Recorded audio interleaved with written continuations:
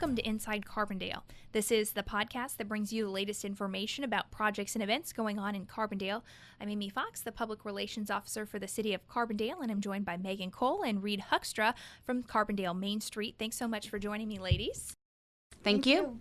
It's hard to believe, but we're just a few weeks away from the start of summer, and that means the return of Fourth Friday fairs. First off, how did Carbondale Main Street come up with Fourth Friday fairs? Well, this is several years into the fairs now, but we really wanted to create a happening downtown to drive foot traffic to the town square area.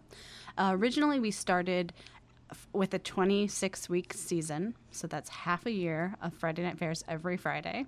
We have since toned it down, and it's been kind of reimagined into the Fourth Friday Fair, so it's just once a month now from May through October. But it is a happening. There's live music. It's BYOB. Lots of kids' activities and things for families to do together. The first fair of 2018 will be held on May 25th. What can people expect to see, Reed? They can expect to see a lot of bike-themed activities. It is Bike Month, so we will have bike rodeos for kids, bike decorating that is done by CCA. And then we're going to have live music by the Squad Fathers, which is a surf rock band, and Heather Hammers, who is a female artist from West Frankfort who is new to the Carbondale scene. And it really seems like you'll have stuff for all ages, both young and old. So if a family wants to come, we'll have things for adults, and we'll also have things and activities going on for little kids as well. Sure. We do have like a bounce house and other kids' activities. As Reed mentioned, the bike decorating.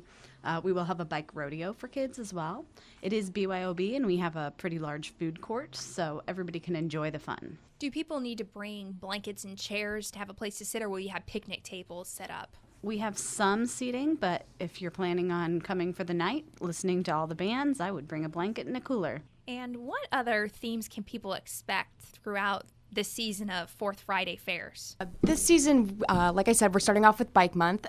June is going to be Jazzy June, live jazz music, by SIU's jazz band. And then in July, it's Beat the Heat. So we're going to have a lot of water activities for kids, and Jenny Johnson will be out for that month. August is Welcome Home, just the welcome back to people to Carbondale and back to school and all of that. And then September is going to be Fall Harvest and a lot of just fall activities, Apples, yep, essentially. Yeah, and then October is Dia de los Muertos, which is the Day of the Dead, and celebrating Halloween. Cool.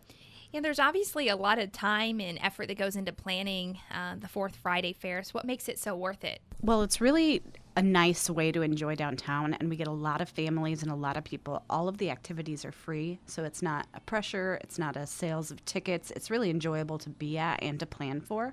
It's also a real collaboration between Carbondale Main Street, Carbondale Community Arts, WDBX Radio, and other community partners. The Park District does a lot with our kids' activities, so it's a really kind of shining example of how everybody can work together. And in addition to the Fourth Friday fairs, Carbondale Main Street also puts on the Brown Bag concert series, which is every Wednesday at the Town Square Pavilion as well. Who do you have on this year's lineup? I know there's a lot. There is a lot. A lineup is available at carbondalemainstreet.com. Just last week, or just a couple days ago, actually, we had the Blackberry Blossoms, so I would check that website for a full list of bands, and that will run May through July. What's the goal of that concert series? A similar goal to bring foot traffic, but it reaches a different audience. It is not BYOB. It is more of a lunchtime concert from noon to 1. People should bring their own seating to that. It's kind of a come-and-go event. We get a lot of retirees, a lot of people from outside Carbondale who come in for lunch. And we get a lot of kind of moms with kids and stay-at-home families, and it's just another free, easy activity. And how many years has the Brown Bag concert series been going on for? 27, I think. 27 or 28, a long time. And why is it something that you continue to bring back each and every year? I think because it does reach that different audience. So like I said, a lot of families, a lot of retirees, but also downtown employees. It reaches a different audience than any of our other events. It's truly something for everybody. And it goes hand in hand with the mission of Carbondale Main Street. Definitely. Our mission is to promote and improve downtown while bringing foot traffic to the area. So we hope that while they're downtown, they maybe grab lunch or even just see a sign of a business that they hadn't seen before. And then on their next visit, they might walk into that business. And one other thing I have to ask is, with inclement weather, do you just post updates to social media and get the word out through local media if there was a thunderstorm or something like that? Yes, we rarely cancel brown bags for rain. We rarely cancel Fourth Friday fairs unless it's lightning. Last year we got really lucky with the weather on both seasons, and I anticipate that to be the case this year too. But if not, if you're thinking of coming and you're coming from a little ways away, I would just check the Carbondale Main Street Facebook. And if people would like to learn more about any of the events that are planned by Carbondale Main Street, where can they go to get more information?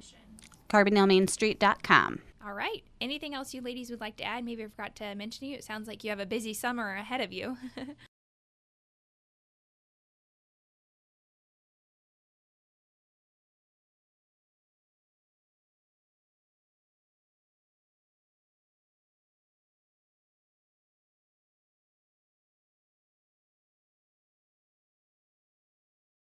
We are pretty busy, but I would just mention that everybody should come downtown. Great. Well, thank you so much for joining me, both Megan and Reed. And I hope all of you will join me next time for another episode of Inside Carbondale. Have a great day.